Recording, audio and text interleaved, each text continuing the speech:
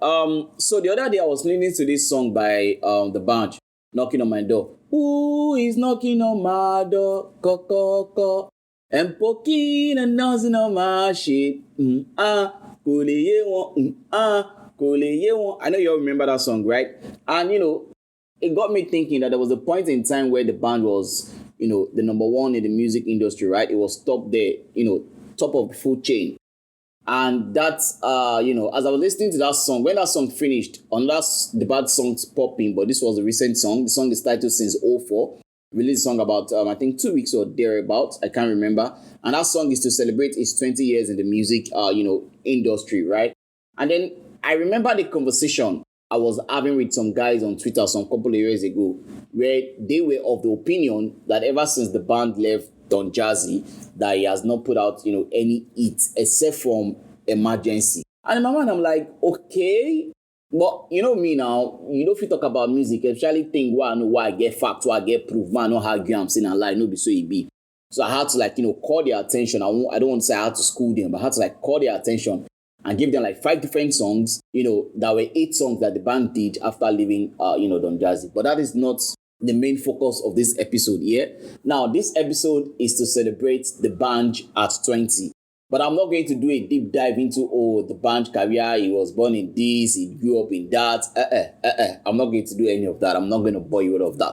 What I want to do and what I'm going to do is to give you 15 songs that the band came through on that a lot of people did not even pay attention to or never even focused on that. This song were 8 songs. But a lot of you sang that song in that period of time. And if those songs were still released today, trust me, those songs were still going to be 8 songs. So I'm going to do it in 2 ways. There's going to be 10 solo songs and then 5 features where the band completely stole the show. So I don't know which one I should start from. Maybe I should start from the 10 solo songs or the 5 features. Let me start from the 10 solo songs. So the first solo song that I'll be talking about, obviously, is the one I sang at the beginning, Knocking on My Door. Who is knocking on my door? Ko, ko, ko. And poking and dancing on my shit. I think there's one thing that I've always noticed about the band song is the fact that whenever the band plays the harmonica on that song, on any song, trust me, I know that song is going to be, what do you call it? It's going to be a hit song, no doubt about it. Now, this song Knocking on My Door was actually part of the band project that is titled The Band An Epic Journey, and it was produced by Divi. I mean, shout out to Divi. Divi, you did a freaking brilliant job on the production of this song. Now, that song is one hit song, from the band that a lot of people didn't even really pay attention to. And it pained me saying I don't pay attention to that song. The next song I'll be talking about, it's one of my personal favorites. Even when it comes to video, it's one of the best videos I've seen from the band and even one of the best videos I've seen from the music artists in Nigeria. I love, the video embodied, the essence of the song, and it just gave the song a much more concrete feeling. What song am I talking about? I'm talking about Don't Tell Me Nonsense. Yes, Don't Tell Me Nonsense. Oh yeah, you all remember that song, right? Yes, that's the song I'm talking about. The band Don't Tell Me Nonsense. When I heard this song, I'm like, yo, the band, you don't vex. Waiting happen, nah. This song was the hit song that was everywhere. But again, some section of people just decided to sleep on this song, and I don't know why.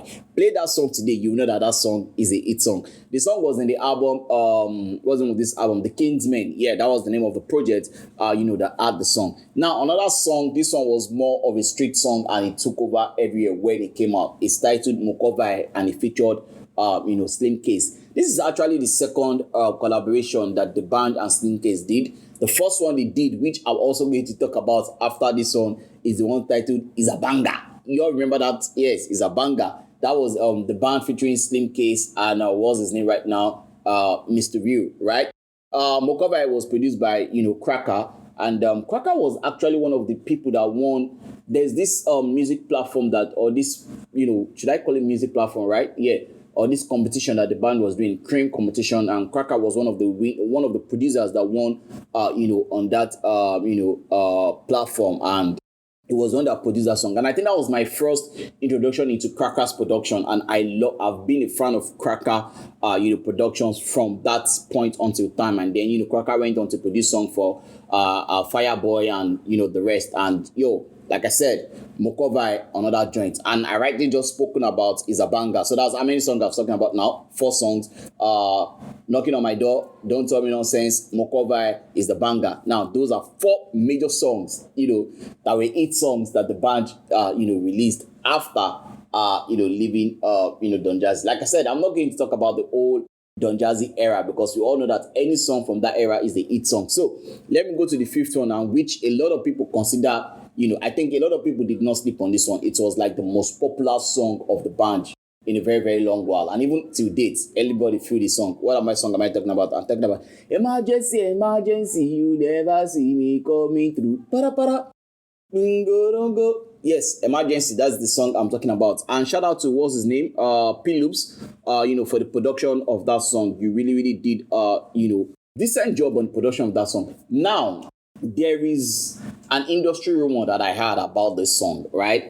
I call it a rumor because I know here I'm from, the horse's mouth, quote unquote. But I heard that this song was originally.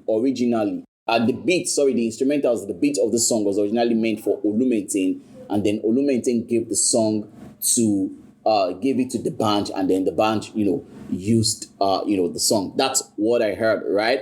So whether it is true, whether it is not true, I don't know, but I know it's floated around in the industry for a couple of, we coded of us heard the gist. So, but like I said, Emergency, a brilliant song. You can't hear that song today and you feel and say, the band, what's it calling? Walai, what's it calling? Now, the next song I'm talking about is titled Why You Love Me. Me, I know why you love me because I'm your musical plug, right? And I plug you to the best music out of Africa. So that is one of the reasons why you love me. So I know that. But this song from the band titled Why You Love Me Like That? Why You Love Me Like That? I mean, the way the band came into this song was just, it was something else. When the band goes and it started a Janla surface, the ego has landed, the cocoa is loaded. In fact, the cocoa has loaded. I mean, those 4 bars of that song was just insane and it was crazy. And this is one of the songs that I really love most, about, the band. This song was also, on that, the Kingsmen, project. And this is one song that even Preko, my friend Preko, loves this song. When Preko hear that line, and then last landed, the cocoa is loaded. Yeah, they always bust. And that's to show you, and Preko is not really a huge fan of the band, right? So that's to show you how much of a hit this song is. That's song number 6, right? Now, song number 7, which again, I listen to this, I'm like, okay, the band, you got me. Now, for me, I think I actually prefer the remix of this song to the original, but both songs, both remix and original, were both on point. One song am I talking about? This one is on that song that even Bemi loved this song so much. I'm talking about She Feeling the Nigga, yeah, yes, I'm talking about Feeling the Nigga. Yes, that is the name of the song that I'm talking about.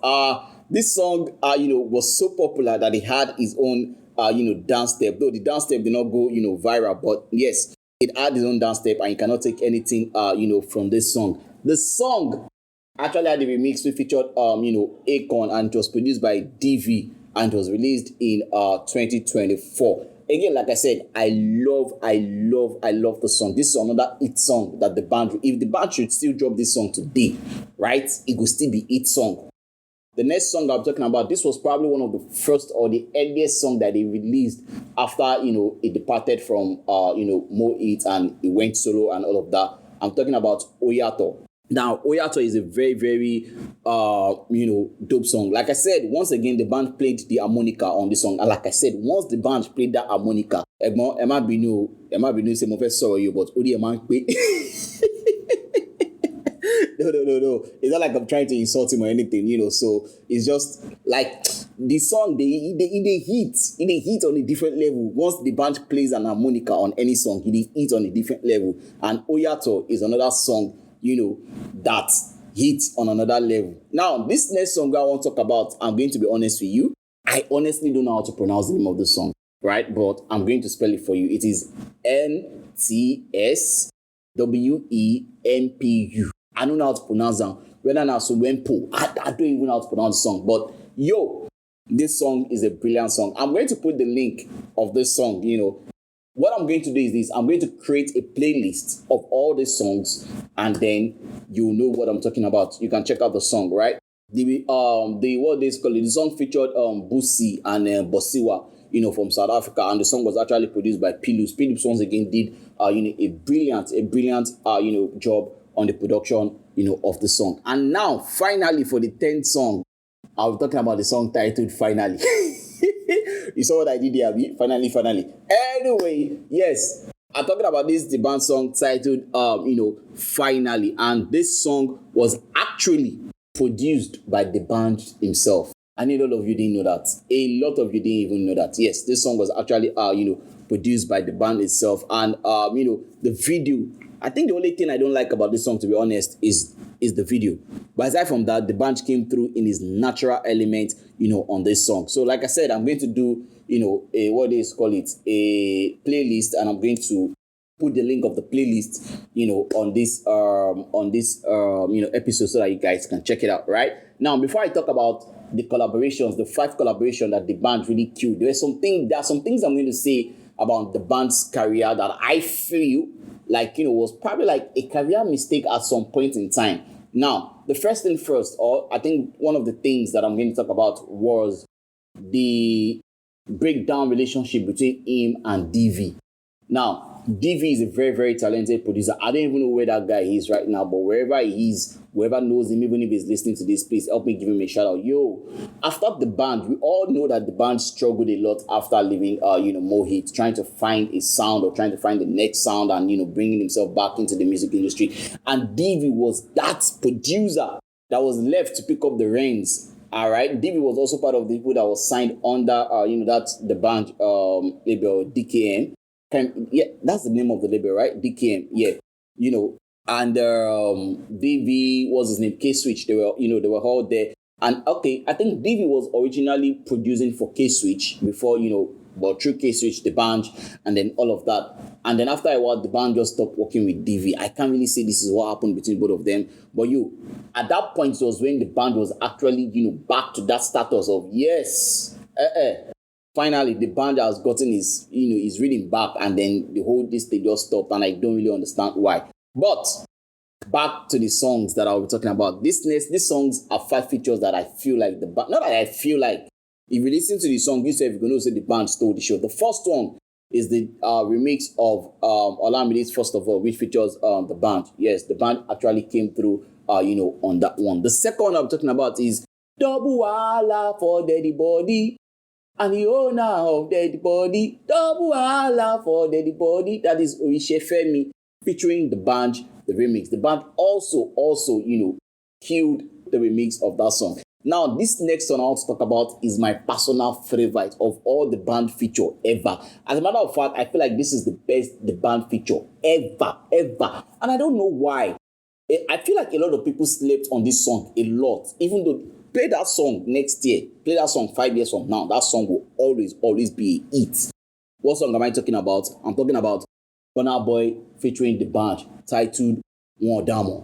This is one of the biggest, and this is one of the best, and this is one of, no, I won't call it biggest, but let me say this is one of the best collaborations to ever come out of Nigeria. Like, One Dayo, we One Damo, One Vasasi, One Damo. I want to take cover me, One Damo. Records on the beat, everywhere I go, them I scream, them I hear me go. 2 things up in the air, them I hear me go. Bentley, last giddy, everywhere I spell, them I pray go. Don't forget, like you. Shout out to DV once again. DV killed the production of that song. Like, every time I listen to that song, my heart go, And the funny thing is, there were 2 songs that were done by the band and Burna Boy in that period. I can't remember the name of that second song, right? I honestly can't remember. But from what I heard, this One Damo was originally supposed to be the band song, and then the other one was supposed to be a Burna Boy song, but then they flipped it around. This one went to Burna Boy, and that other one went for the band. I can't remember the name of the other song right now. Honestly speaking, I can't remember. But maybe when I do remember, I'll come and talk about it probably in just random episode, right? But yeah, this song One Damo is also, in fact, for me, It is the biggest collaboration the band has ever done that it has ever killed. Bring any collaboration with big past this one. I'll wait. Okay. The next one I'll be talking about is this song coming from Neto C, and the song is titled Omo Abadu Abba Pastori Montana. Omo Abadu Abba Pastori Montana. Omo Shoderu Shelebi Madonna. You remember that song, right? Yes, Tony Montana, the remix. Neto C featuring the band. And you remember the video of that song and the whole lion, a tiger they even use for that video. I can't remember which of which, but everything and all of that. And this is another song again that the band clearly killed when it comes to feature. Now, the last one I'm talking about is coming from all the way from South Africa. When I heard this song, I think I was, it was probably what year? 20, I can't remember. But I think it should be like 2016, thereabout. Yeah, 2016 to 2015. And I was still working in a radio station then. Yeah, I was still working in the radio station. And this was one of the songs that I used to play regularly. I think it was 2016, yes. The song is titled, Wololo, the remix from Babes Wudomo, all the way from South Africa. That's, the song. The song is titled Wololo, Wololo, Eddie Banj, Mawude, Coco Master. I mean, if you listen to that song, you're like, Aish, the band finished this song. Like, that song, every time I listen to that song, you all know this song that Burna Boy did the remix with Yeah Bakalukule. Yeah Bakaluk. Every time I listen to Yeah Bakalukule, the remix featuring Burna Boy, it gives me a nostalgic feeling of this Ololo remix. Like, they have like the same kind of energy. You know that energy that Burna Boy brought into that song, that same energy now in the band carry enter the song, and it was beautiful. So yes, those are the 15 songs that I will be using to celebrate the band at 20. Like I said, I didn't want to do a deep dive because it's the band. It is the Coco Master. It is the Ejanla, the Bangali, the importer, exporter, one and only himself. So if I say I begin do, all the songs when you don't do, starting from, Tungulu, what's the name of that song? Run Down, Fuck You Up, even Enter, Curriculum Vitae, and all of that. I feel to finish this episode, right? But I just wanted to do something just to, celebrate the band 20 years anniversary. I know I planned it anyway because this was an impromptu, impromptu episode. It's not like I planned it, say I won't actually sit down. If I'd actually planned it and sat down that, okay, yes, I want to do something, I'm going to give you more fleshy content. It was that song that I was listening to, Knocking on My Door, that just inspired this episode. I'm like, okay, you know what? Let me just put out this episode the way it is. So, yes, that is me celebrating the band at 20. Now, let me know. Right, mention to me anywhere you're listening to me. You can, mention. You can drop it at the comments on what they call it on Instagram, maybe on Twitter or even on Facebook. I can also mention in the Spotify poll. Let me know which the band song, or mention your top 5 the band song ever from whatever era, whether from the Don Jazzy era or from this new era or from the future era, if there's anything like that. But yeah, let me just know your top 5 the band song. With that, ladies and gentlemen, boys and girls, members of the Chacha Nation, and all music lovers across the globe, I have come to the end of another episode of the Chacha Music Review Podcast. My name is always going to be Afis Doluba, aka your musical plug, the creator of the Energy Force. Remember, when the pressure is getting worse, please take care of your mental health. It is very, very important. Peace out.